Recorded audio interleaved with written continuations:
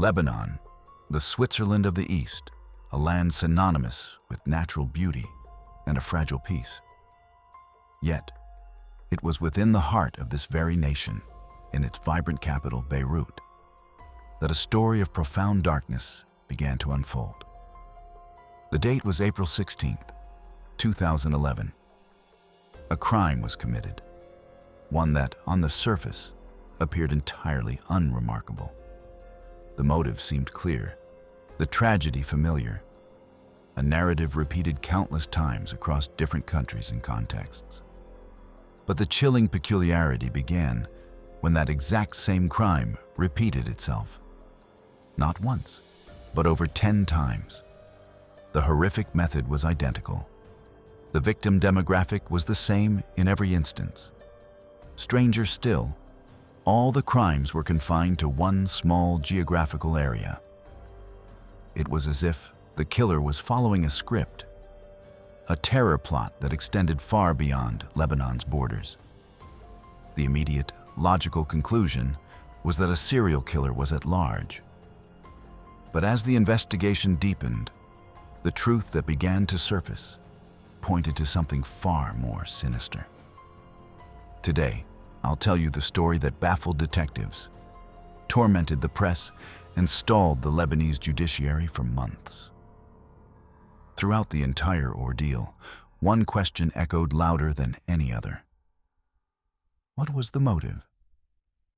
The evidence pointed not to a common thief, but to an agent whose terrifying objective was to reignite the flames of Lebanon's civil war.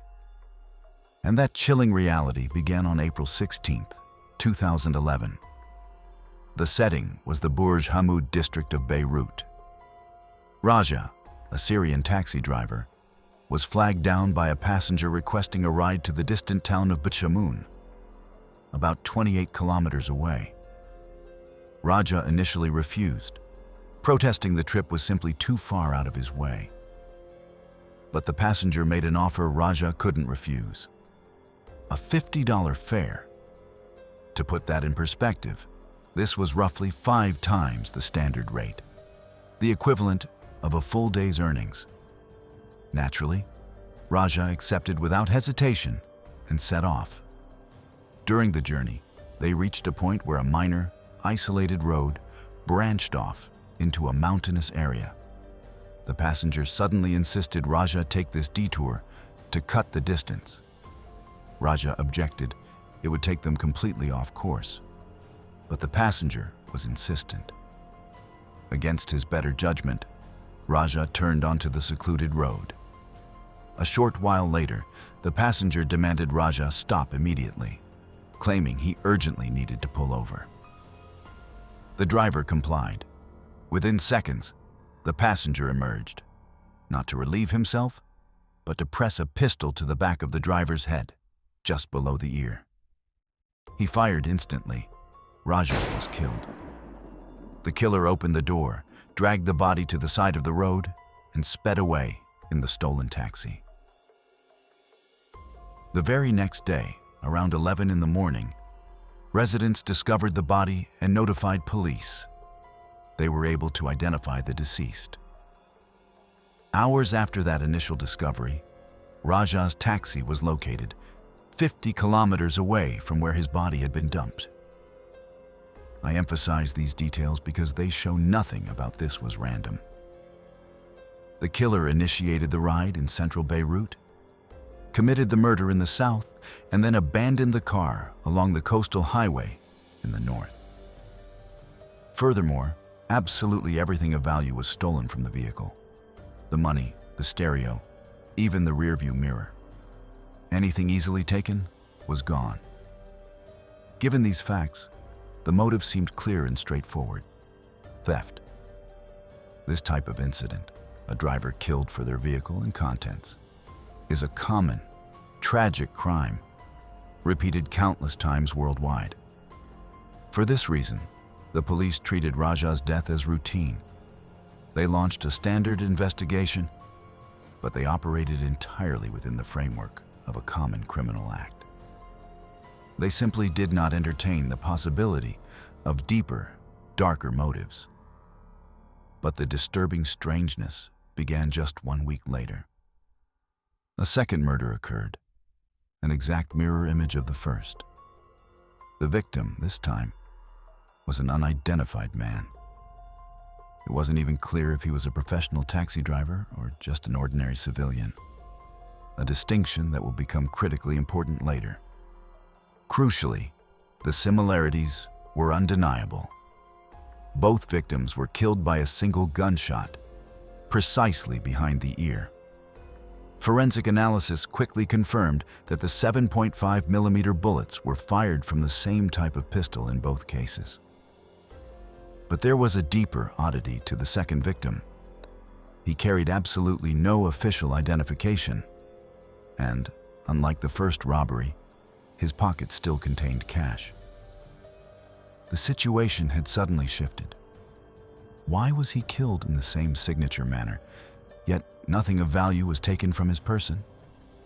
For the moment, police might still have written this off as an unusual random act. But then, just 4 days later, everything changed. The police located a taxi parked in an entirely desolate area. The way the car was positioned made it clear the killer wanted it to be found. It wasn't neatly pulled over. It was left smack in the middle of the street, with both front doors standing wide open. Remember this detail, the open doors. It will prove crucial later. And yes, just like the first time, everything of value had been stolen from the taxi. And once again, the rearview mirror was missing. It was now painfully clear. The perpetrator of both crimes was the same person. Yet, a bizarre discrepancy persisted. The second victim was unidentified, and the taxi he drove was not legally registered. It bore official-looking public plates, but they were expertly forged. Investigators were trapped. Was this pure coincidence? Or, more terrifyingly, was this a meticulously planned campaign, suggesting the killer had intimate knowledge of the second victim and the illegal status of his cab? No one had answers, and the killer remained a ghost.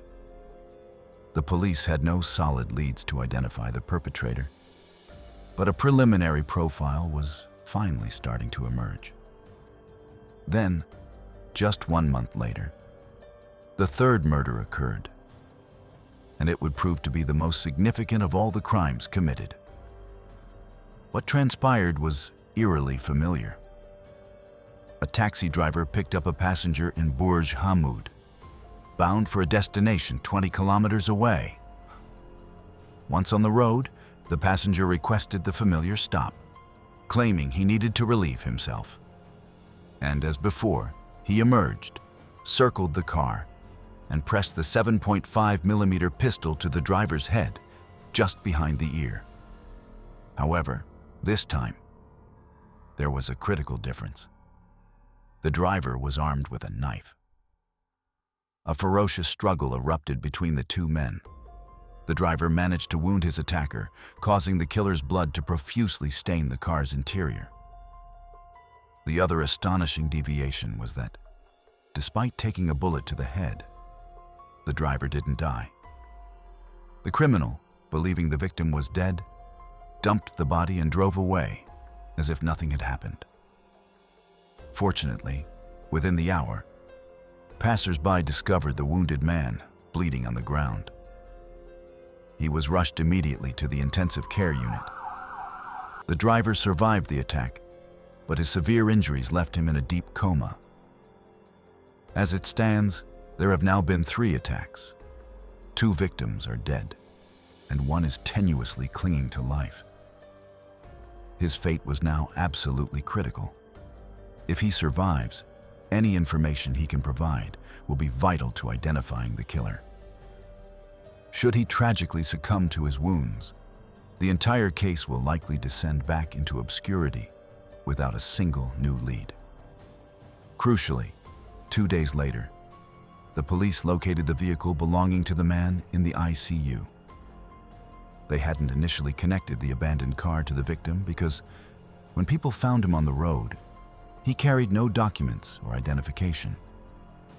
His identity, finally revealed through papers found in the taxi, showed him to be a Lebanese national, a break from the profile of the first victim. And there was a new layer of complexity. Not only was the car left with cash inside, further proving the killer wasn't interested in theft, but investigators immediately noticed the horrific amount of blood. There was the driver's blood, naturally, but there were also distinct spots of blood on the passenger seat. Preliminary analysis confirmed that the blood samples belonged to two different people. This immediately substantiated the theory that a struggle had taken place and that the victim had managed to injure his attacker with a sharp object. All samples were immediately collected and sent for a DNA analysis, the only clear pathway they now had to the killer's identity.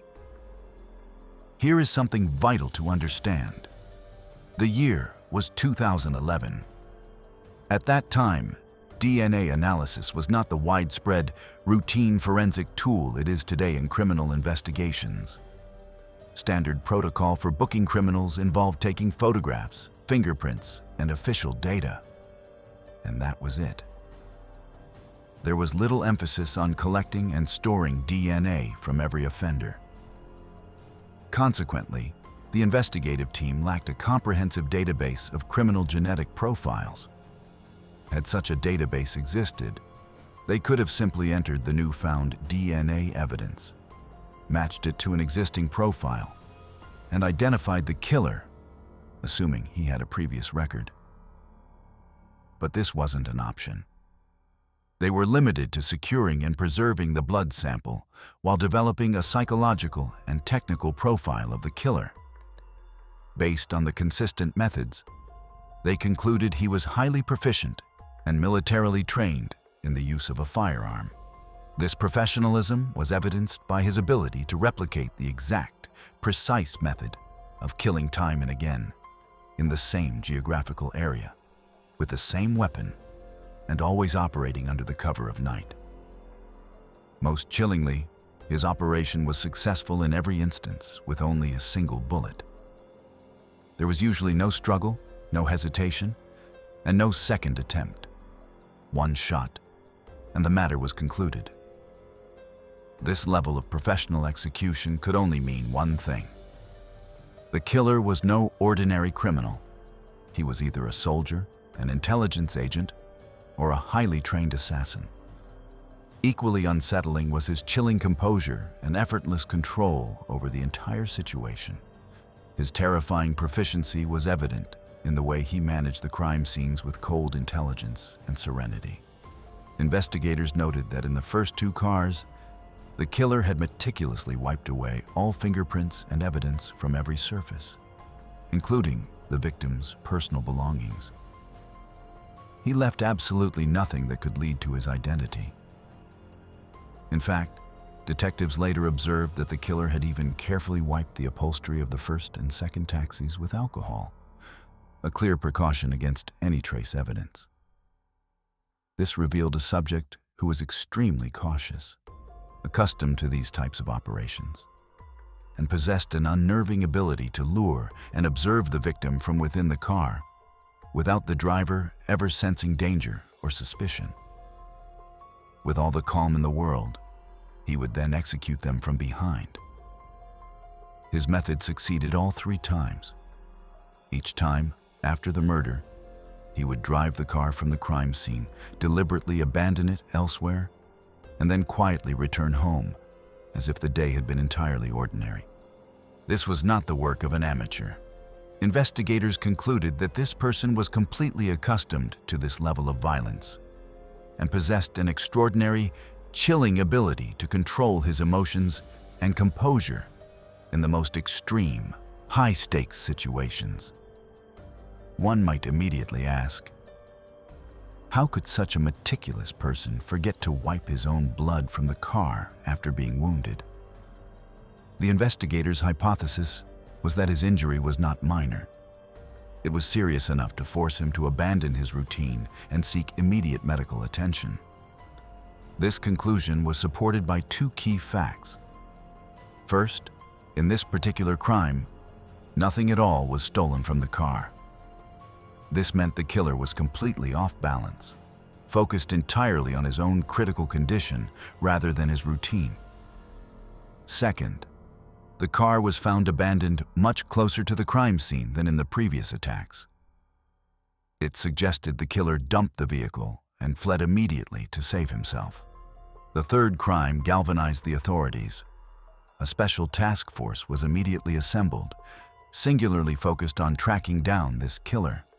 Naturally, the entire country waited, holding its breath, for the sole witness to emerge from his coma, as he was their only guaranteed link to the killer's identity.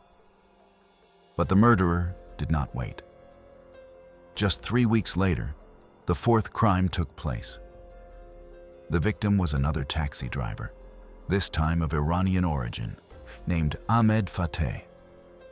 The killer applied his horrific signature method with absolute precision. However, this time, he added a terrifying new detail to his routine.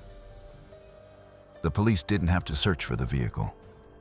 They were led to the abandoned taxi by the massive flames roaring up from where it had been set alight.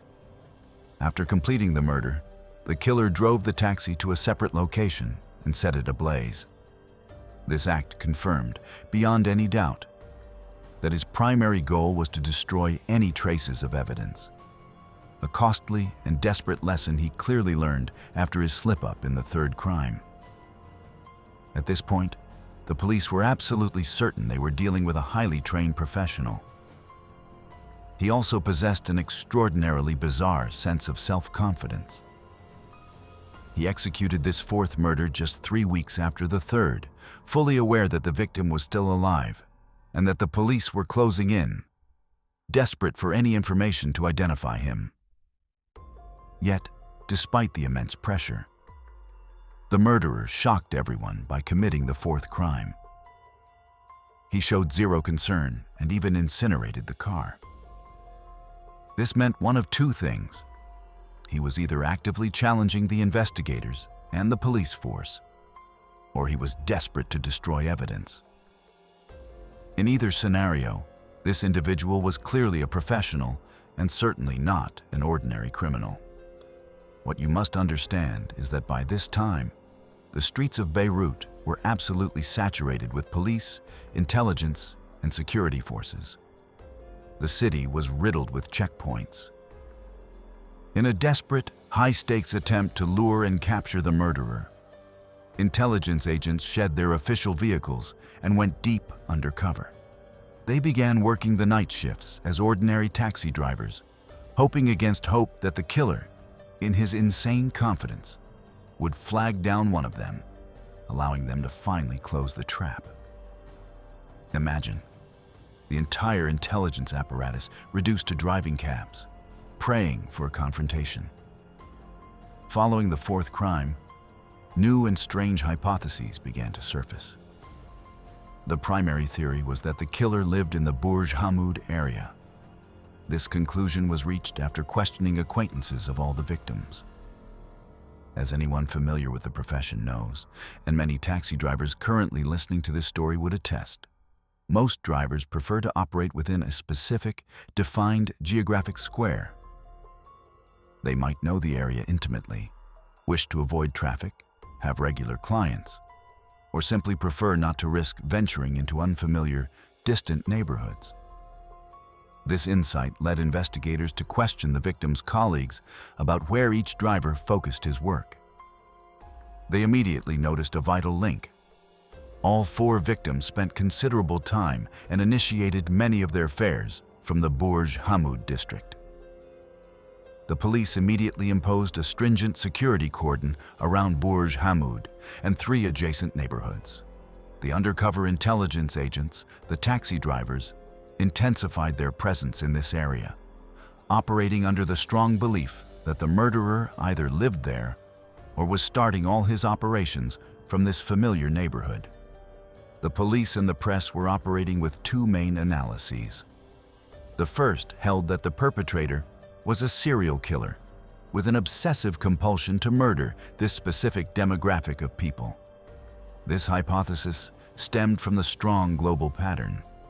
A serial killer targeting a specific group repeatedly, not always interested in theft, since he didn't consistently steal, and maintaining the exact same modus operandi time after time. For this reason, the police urgently requested that the press minimize coverage of the case. What most people don't realize is that fame and the generation of widespread public fear are the fuel of a serial killer.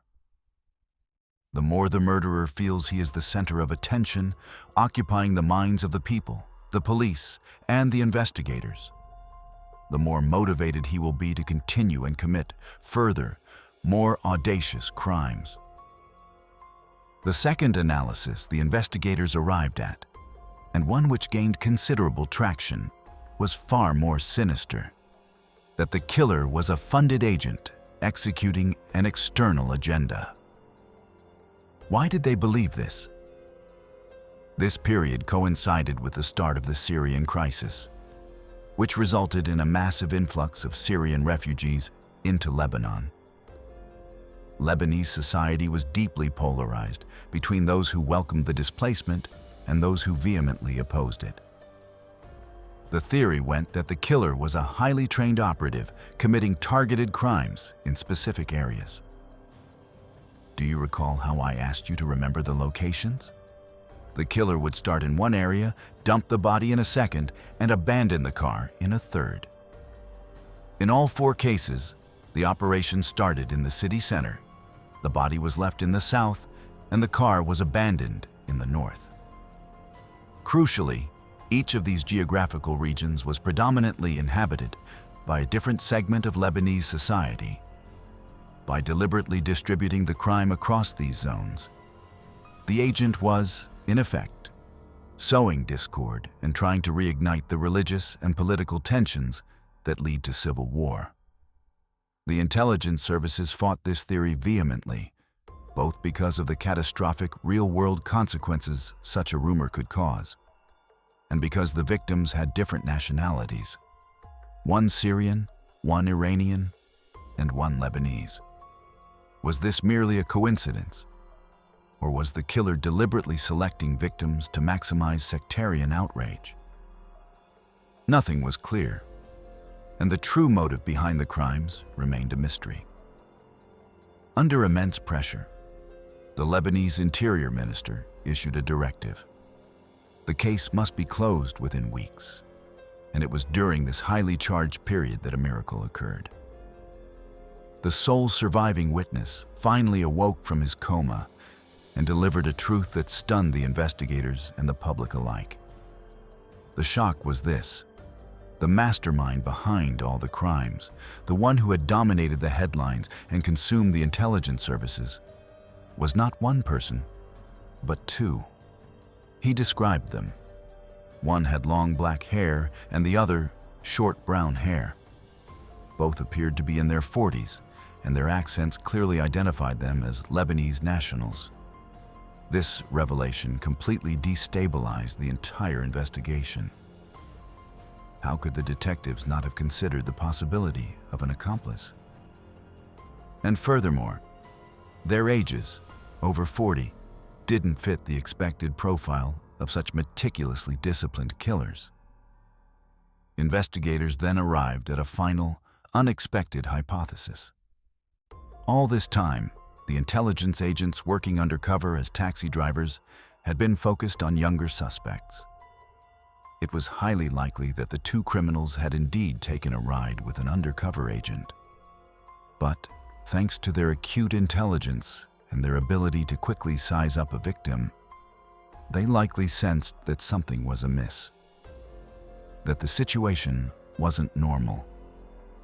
They had simply gotten out of the cab without harming the driver. In other words, the killers had spotted the police trap. This meant the criminals were not merely hiding. On the contrary, they had been actively seeking their next victim all along. It's astonishing, but because the surveillance conditions weren't perfect, the killers simply didn't proceed with the attack. Crucially, the police weren't even looking for a duo, allowing the criminals to move about freely without raising suspicion. The driver then walked the police through the events of that night. He explained that the man seated next to him requested he pull over to the side of the road to relieve himself. The moment he stopped the car, the man in the back immediately drew a pistol and pressed it to his head, while the passenger next to him grabbed the keys from the ignition. He instantly drew his knife and fought back. Though he managed to wound one of them, the struggle was ferocious. The assailant in the back seat finally succeeded in firing the gun, shooting the driver in the neck. Fortuitously, the bullet did not strike his brain or spinal cord, avoiding any vital element and allowing him to survive. Now, let me tell you something even more startling. After the driver awoke and shared all this vital information, the police began showing him pictures of suspects. They presented him with 10 mugshots, and when he saw one of them, he reacted with utter shock and pointed vehemently. "That's the one who was sitting next to me," he declared. The investigators were ecstatic.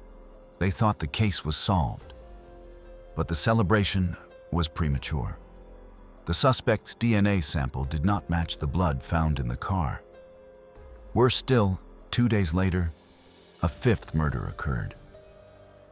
The disaster here was that the killers had completely raised the stakes. This time, they killed the driver, then drove the taxi away and actively searched for a second victim to murder that night. Their new routine was terrifying. They would pick up a new passenger just as a normal cab would. One of the killers would drive and the other would sit in the back. A common practice in Arab countries, where a taxi might pick up 2 unrelated passengers heading in the same general direction. Once the unsuspecting victim was in the car, they would rob them at gunpoint, kill them in their signature way, and dump their body by the roadside. Without delving too deeply into identities and sects, it is vital to note that each victim belonged to a different community or nationality. The sheer pace of the attacks became frighteningly clear. In the span of just 10 days, these criminals murdered 4 more people in the exact same manner. First a driver, then an unrelated passenger. The death toll had now reached 9 victims, and the investigators were utterly devoid of answers. The crisis was so profound that detectives began to entertain a stunning, desperate suspicion. What if the criminals were, in fact, members of the Lebanese intelligence or police themselves? They reasoned it was virtually impossible for the killers not to have unwittingly picked up one of the undercover intelligence agents working the investigation. Their continued evasion and success pointed to a terrifying possibility of internal involvement. The number of intelligence agents operating as undercover taxi drivers was staggering. Yet the murders continued unabated. This led to a chilling deduction. The criminals either knew the agents personally, were somehow alerted to their presence, or were so skilled at spotting surveillance that they simply avoided them altogether, choosing instead to target ordinary citizens. The fact that not a single suspicious incident was reported by any undercover agent reinforced the idea that the killers were intentionally circumventing the trap. With all other avenues exhausted, the investigators were left with one desperate option. They had to conduct a massive, meticulous search of the homes and neighborhoods within the 4 primary districts they had cordoned off and suspected of harboring the killers. These areas were Dora, Bourj Hamoud, Sin El Fil, and Nabaa. With the number of murders standing at 9, a strange calm descended for about a month. During this period of quiet, the investigators became absolutely certain of one thing. The criminals were indeed residing within the cordoned-off neighborhoods. Why? Because the moment the massive, systematic search of houses and districts began, the murders immediately stopped. However, the detectives realized this was just a pause. The killers weren't caught. They were simply lying low. They had played an old, familiar game, and the investigators had fallen for it. The killers had merely been waiting. On October 12, 2011, they resurfaced. They hailed a taxi in the Dora district, an area under extremely heavy surveillance and security lockdown. They drove the driver to a desolate spot, killed him using their signature method, and dumped his body onto the street. They then commandeered the car and picked up a new passenger. The passenger this time, by a stunning coincidence, was a corporal named Ziad, a soldier in the army. They robbed him of his $29 and his mobile phone. They ordered him out of the car and had him stand against a wall. The corporal likely believed he had escaped with his life, but they then executed him with their signature shot. The most unbelievable coincidence? They dumped the corporal's body directly next to the house of a high-ranking Lebanese officer. If we were writing a simple action film, the narrator notes, this many coincidences would be impossible. These coincidences, which one might dismiss as simple luck, sent the investigators reeling. It was clear from the 10th and 11th murders that the criminals were openly and brazenly challenging the police. They had drastically raised the stakes, taking a victim who was an army corporal and then dumping his body right next to a major's home. Any person hearing this story would conclude, these are not just criminals. They are reckless, cold-blooded agents who have absolutely nothing left to lose. Despite all those staggering coincidences, I must insist that much of this was chance, because I know the end of the story, and you don't yet. However, based on the principle that everything must come to an end, one of the criminals made a monumental, unbelievably stupid mistake. Remember how the criminals stole money and a mobile phone from Corporal Ziad? Well, one of the perpetrators actually sold this stolen phone to his neighbor, who in turn gave it to his 13-year-old son. The moment the son inserted his own SIM card into the mobile, it instantly sent a signal to telecom security. This stolen phone has just been reactivated. This technology, which seems commonplace today, was revolutionary and almost unbelievable at the time. Back then, if your phone was stolen, police would often just shrug. But now, they had a cutting-edge system. While today you could likely track the phone yourself, in 2011, you had to report it to the police, and they instantly knew where the killer's trail began. The police immediately began tracking the phone using the new phone number activated in the device. They put the child's home under intense surveillance. After a few days, they arrested both the boy and his father. During questioning, the father revealed a critical detail. They had bought the phone from their neighbor. On November 12, 2011, the police raided that neighbor's house, and there, the truth was finally revealed. The police stormed the home of the Tanyelian family and arrested 5 young brothers, Aziz, Musa, Maurice, George, and Michel. 3 of the brothers were Lebanese and 2 were Syrian. During the subsequent search of the house, security forces discovered the telltale 7.5mm pistol hidden inside the gas oven, confirming that Michel was the owner of the weapon. There is little need to detail the interrogation that followed, which quickly confirmed that George and Michel were the true perpetrators.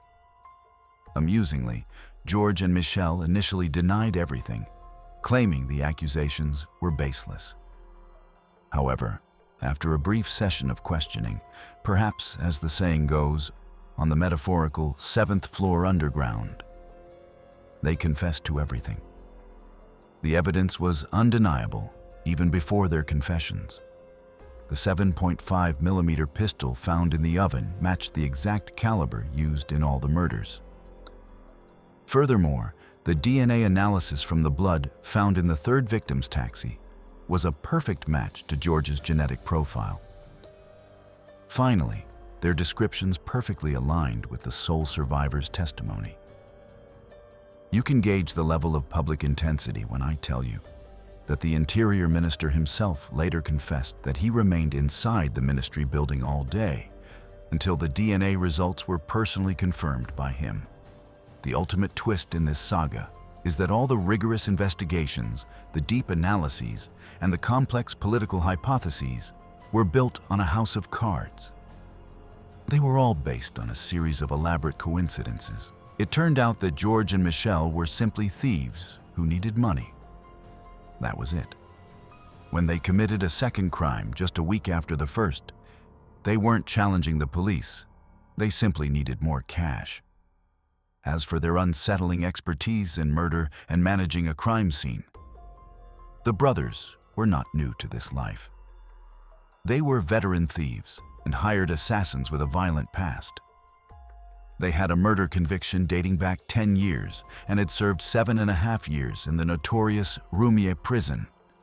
They were also infamous in a region known as Al-Nar, where they were known for aggressively shaking down people for money, stopping them in the street, and demanding protection fees. During the subsequent interrogation, the brothers made further startling confessions. They admitted to murdering an elderly woman they had picked up in one of the stolen taxis after committing a prior crime. They took her for a drive and then killed her. They also confessed to murdering a Syrian driver who operated the route between Syria and Lebanon.